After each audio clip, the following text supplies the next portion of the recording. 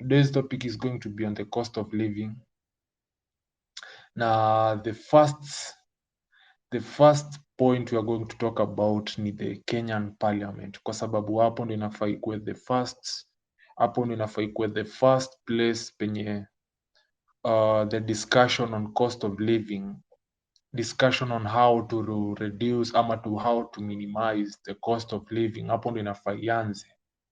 So the Kenyan Parliament for now, siwezi sema tuko na a parliament for now because nobody is going to stand up right now. Tukiongea sahi hakuna any member of parliament anaweza simama on his own, in his own initiative, in his own thoughts, as an independent thinker, asimame kwa bunge aanze kutetea mambo ya Wakenya kuhusu cost of living.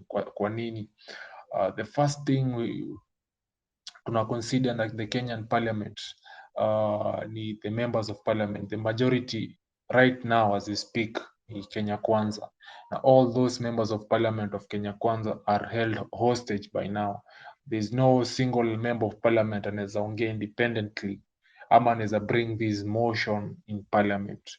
Second thing, the opposition, there are rumors zenye zinaendelea zimekuwa from March, beginning March this year, ati the opposition leader alipewa zake za macho. Definitely najua wengi wenyu mnaelewa za macho na maanisha nini.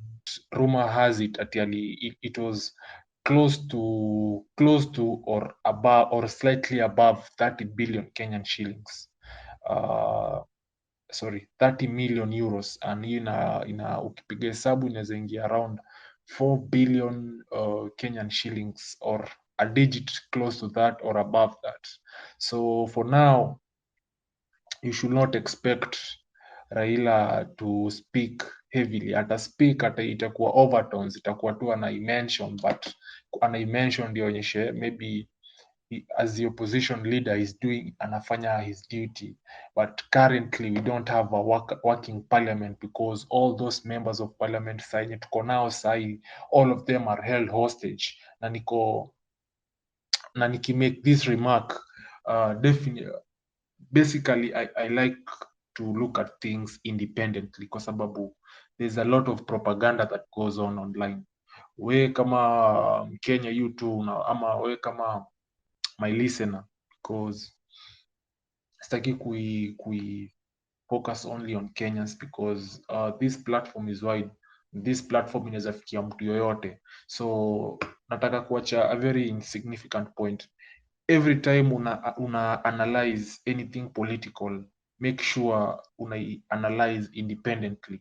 Na on my own analysis as an independent thinker, as someone who has no allegiance to any political party in Kenya for now, there is no independent parliament in the Kenyan system. Yani hata heri hata tungeenda elections, basically speaking ama truthfully speaking, hatuko basi na haja kwenda elections because members of parliament inafaa waongelee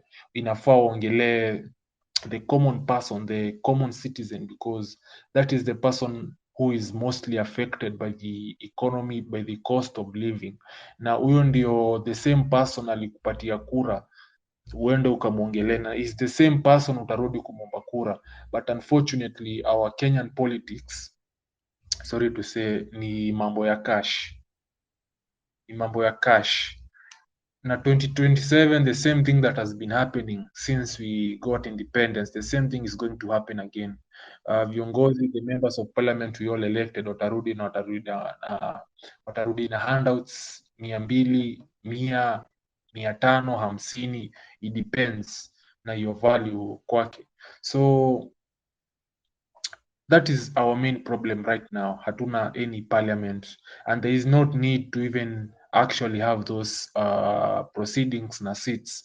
And najua many of you agree with this perception yenye najaribu kusema hapa, kwa sababu haja gani tukuwe na parliament, na parliament yenyewe iko held hostage kuna juzi niliona bill imeintroduce within 30 minutes ilikuwa isha approviwa. So we don't have a workable parliament right now. We don't have a workable opposition right now. We don't have anything workable sahi. The only thing that is ile kitu naweza sema ndio wanajaribu na wanajaribu na pia wanajaribu kwa umbali, hawaendi directly, ni the Kenyan clergy, because a few days ago niliona I saw some of the clergymen, I can't remember from which representative of which churches walitokea wakasema ukweli, the president needs to consider the cost of living. So hiyo inakuonyesha where we are as a country, kwa sababu we have elected leaders, we have elected members of parliament wenye wako bunge wanafaa ongelea mambo kama haya. So I'm not going to give Kenyans any hope for now, because as things stand by, penye vitu ziko sahi, definitely vitu zinaweza kuwa more difficult in the coming years. Na one of the major cause ya hiyo, like the position we are, the situation we are in right now, ni the previous government na pia the current government. Why? Najua wengi wanauliza mbona unasema the previous na the current government, mbona sio the current government peke yake? Mkikumbuka kidogo, before let's go back to 2018. Hapo ndio shida ilianzia, because we were living way above our means, we were borrowing way too much. Yani Kenya tulikuwa naishi ni kama I'm lacking a better word to describe it, but we were really taking these loans na hatuko tunazichukua in a planned way, but definitely having an administration in power, having an administration yenye inaenda out of office in the next elections, hiyo ilikuwa expectable, na that's something we nafaa tuiangalie as a country, kwa sababu the first term is always a great term for the president, lakini akienda kutoka mambo inaharibika, kwa sababu unapata corruption inakuwa overboard, kwa sababu the leaders wenye wana surround the president, and sometimes even the president himself anafikiria, now I'm going out of office, now what next? And being a country where politics ni all about the money, ni politics ya Kenya, everything about Kenyan politics is about how much can you afford, unaweza fika bei. Hiyo ndio kitu ya maana sana kwa the Kenyan politics, na in my view hiyo ni kitu inafaa tuangalie sana. So nilikuwa nasema the problem, the issue, the cost of living imekuwa ni the previous regime na the current regime.